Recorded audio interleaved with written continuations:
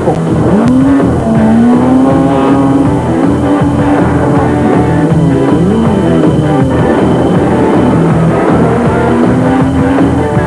It was a special occasion for one of the premier motor events on the South African motorsport. Because of its dual national and African continent championship status, classes for the Castrol Rally conform to international and South African regulations. Cars were classified in 3 major categories, with 3 Class A cars, including 1 Formula 2 entry, Group N with 8 entries, and Group X, which included all South African classes and off-road vehicles. Included in the Group F entries was 11-time South African champion Sarel van der Merwe. I haven't rallied for 3 years, so I hope it's like riding a bike. A total rebuild. You obviously haven't had any chance for testing. What do you sort of think of your prospects and chances? Very good indeed, because while the truck was at a panel beating, Skill had taken a gearbox and did a lot of gear racer chasing. So I've got a better first and second gear now. Tyre-wise, we're sticking to the bigger tyres because I think at the end of the day will be a benefit to us. Mechanical is beautiful, sounds perfect, we haven't got a problem. Plenty of work ahead for Springbok Cassie Coetzee and Richard Leek in the Castrol Toyota Hilux and the trip down memory lane. For Sarel van der Merwe and Frans Bosself, a combined total of 19...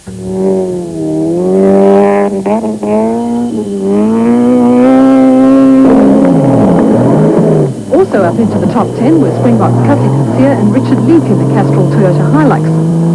The pair were running at the head of the Videosport Pioneer Plastics Off-Road Challenge, which formed part of an event within an event on the Castrol. Coetzee and Leek won the inaugural Off-Road Challenge on last year's Castrol, as well as picking up a top 10 finish.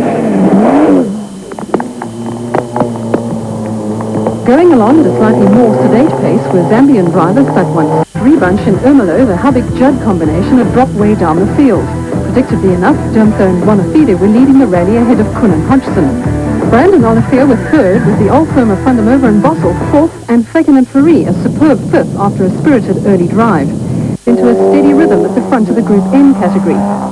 A good scrap was also developing in the Videosport Pioneer Plastics Off-Road Challenge, where Artie Reiniger and Robin Houghton in the Bankman Toyota Land Cruiser were locked in battle with a Castrol Toyota Hilux of Cassie Coetzee and Richard Leek. The Ford Cosworth of Graham Nichols and Ron Billiard had put in some impressive stage 2 rebunch at Amsterdam, and the crossing into Swaziland, the unpredictable weather conditions continued. As darkness fell and the spotlights came out, the weather conditions compounded what were already tricky conditions, with mist also a factor. Night special stages are notorious for sorting out the men from the boys, and for many crews it was time to make a tactical decision. I don't know so much about a waiting game. I believe you've still got to keep a pace up. If you play a waiting game, other people are going to catch and pass you, and then you're doing the chasing. So rather just hold a certain pace. We've agreed on a percentage pace, and that's what we're going to run at. And we'll see what happens tomorrow afternoon. Some crews, of course, are happier in the dark than others. I like the night driving. Night driving is... At the Amsterdam regroup, Kun and Hodgson had a comfortable lead over Brandt and Olivier.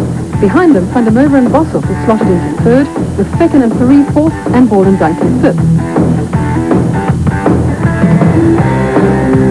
After a tough time of it, at the overnight stop, Kun and Hodgson were firmly entrenched in the lead. A late problem the previous night dropped van der Merwe and Bosself to third behind the Brandt-Olivier combination. A ding-dong battle was also going on at the head of the Videosport Pioneer Plastics Off-Road Challenge. Among the spectators at the first special stage of the second day was Vito Bonafide, who was hiding his disappointment behind the broad servicing was allowed, and the team total car was rapidly dropping down the pecking order. There was also a great deal of interest now in the battle going on in the Videosport Pioneer Plastics Off-Road Challenge between Artie Reiniger and Robin Houghton in the Bankman Toyota Land Cruiser, and Cassie Coetzee and Richard Leek in the Castrol Toyota Hilux. Both crews were in the top 10, with Coetzee and Leek starting to rapidly catch the Land Cruiser.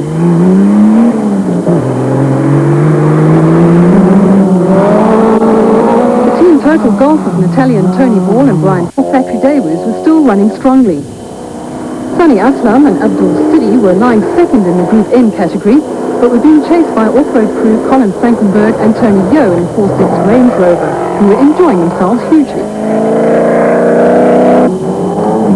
After a good run, special stage 19 saw the end of the golf. The battle of the Toyotas was still in full swing in the Videosport Pioneer Plastics Off-Road Challenge.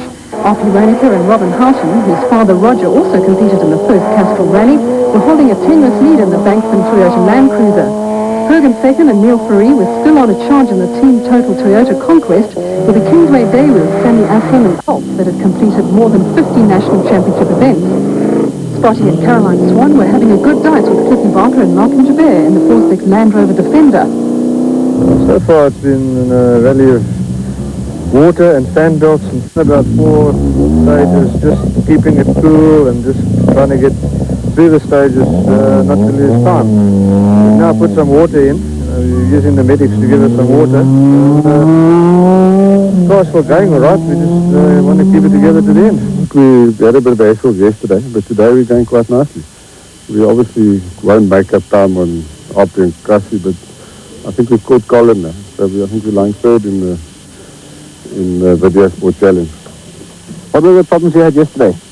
Well, we caught that big storm in stage 4 and lost 5 minutes, and then our car cut out in one of the night stages, and we spent about 11, 12 minutes extra in the stage, plus got a bit of lateness.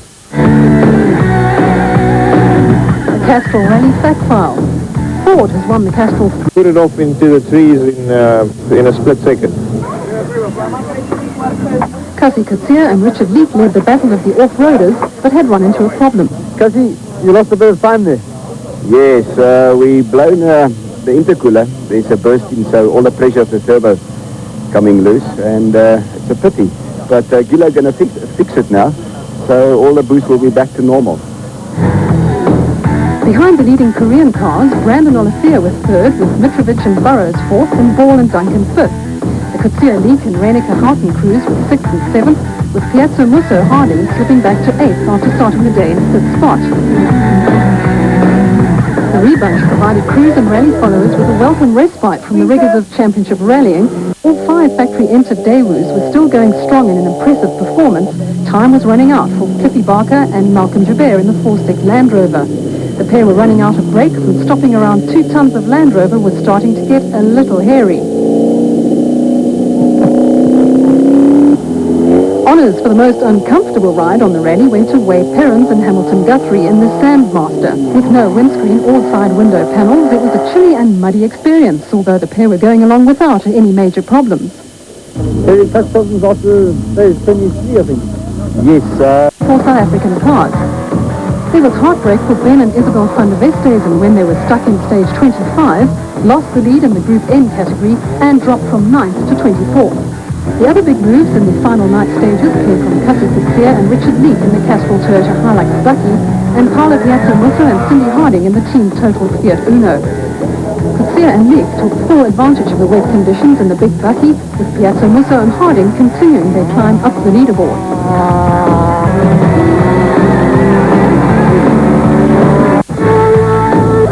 Rally leaders Kuhn and Hodgson and second place Van der Merwe and Bossel held station in the night stages. Tricky conditions at the end of the day produced the expected musical cheers behind the leading pair, with Kutsia and Leek the biggest movers on the leaderboard.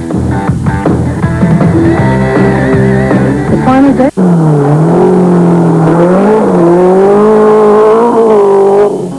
Behind the Autotech car, Arpi Raniker and Robin Houghton were building up a head of steam in the big Bankston Toyota Land Cruiser, which was showing a surprising turn of speed.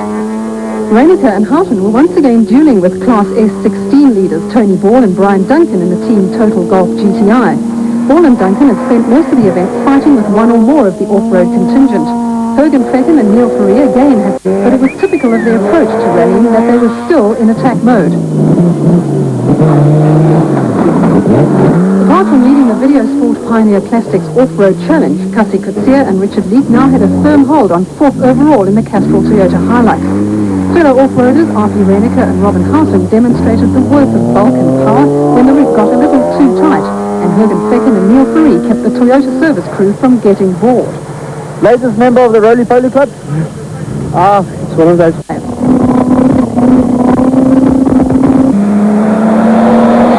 There was another stunning performance with Cassie Kutsia and Richard Leek 4th overall, and winners of the Videosport Pioneer Plastics Off-Road Challenge in the Castrol Toyota Hilux.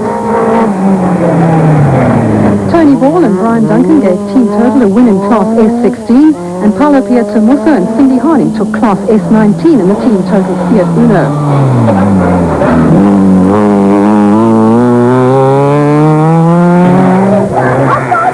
Victory for two legends in their own lifetime. Sad disappointment for Enzo Kun and Guy Hodgson on a memorable 25th Castrol International Rally, while a Korean 1-2 for Daewoo and Hyundai added another touch of history to South Africa's premier national championship rally.